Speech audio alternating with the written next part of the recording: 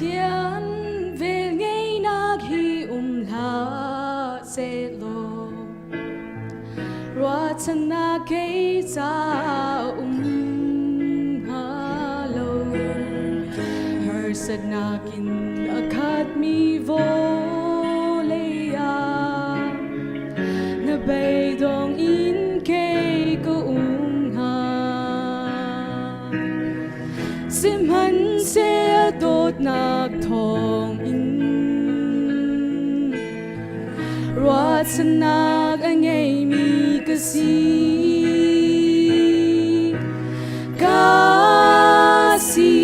ning vial te hi Jesuh ni anghel kasi zong vial te Jesuh ko Chung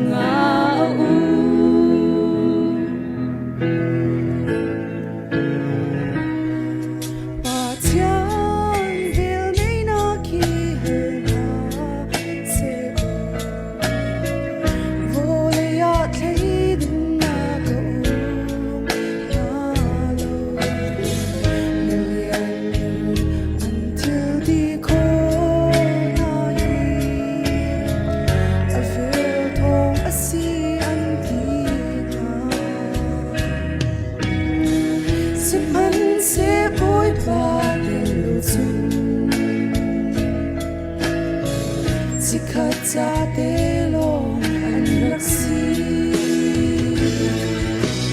kasi ning vial te hi Jesuh ni anghel kasi zong vial te Boy Jesuh ko Chung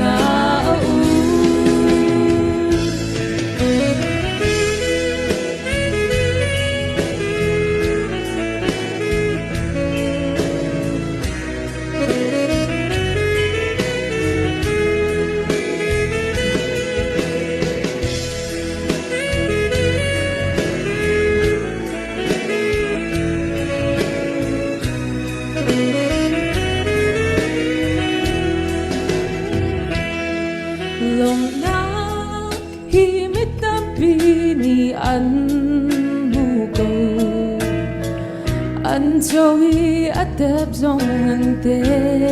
ko nga Siman se boy pa at lo at sun Tu an huk mi lung nom nak tu Big tip kara an lo sao i Bak belong men Chung kasi ning vial te hi Jesuh ni anghel kasi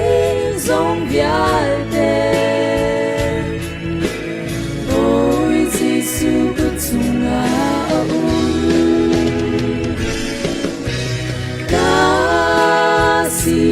ning vial te hi Jesuh ni anghel kasi zong vial te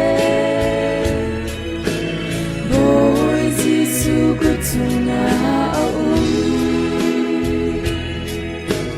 Boy Jesuh ko Chung